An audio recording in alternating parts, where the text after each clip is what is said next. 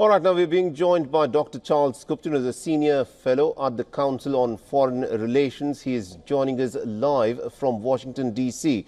Dr. Kupton, we all heard that press briefing, that very extraordinary press briefing by Pete Hegseth and General Dan Kane.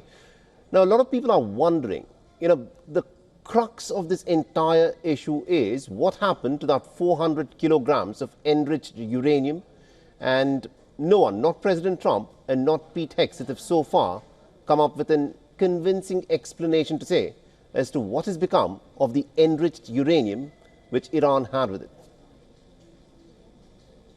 Well, I think what we're seeing here is that the intelligence is being politicized.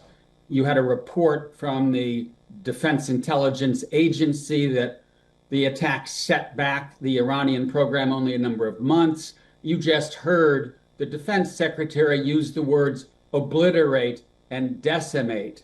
My guess is that the truth is somewhere in the middle, right? There's no question that the combination of U.S. and Israeli air power has done huge damage to Iran's nuclear program. There's no question that U.S. entry into this conflict helped end the war and get a ceasefire. We don't know whether the ceasefire will hold, but so far so good. But yes, number one, we don't know where that highly enriched uranium that was in Natanz is located. There are reports that that material is in scuba tanks, metal tanks, and that they were moved before the bombing. And secondly, the Iranians have the know-how. They have the scientific ability to rebuild centrifuges and further enrich that uranium to weapons grade. How long would that take them? That's a matter of dispute.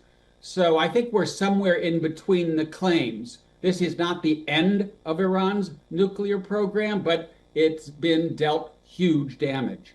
It has been dealt damage. This is something that even the Iranians have admitted, that yes, there are parts of their nuclear sites that are being damaged.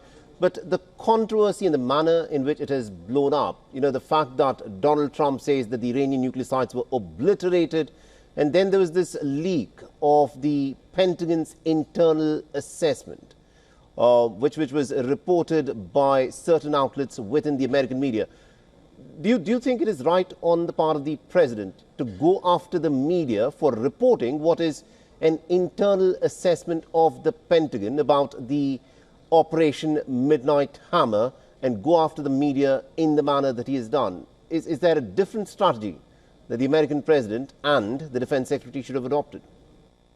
This is Donald Trump, right? Donald Trump is a reality TV star, and he loves to attack the mainstream media. He calls the mainstream media the enemy of the people, and he relishes these kinds of fights between the administration and the New York Times and CNN. So this really is par for the course.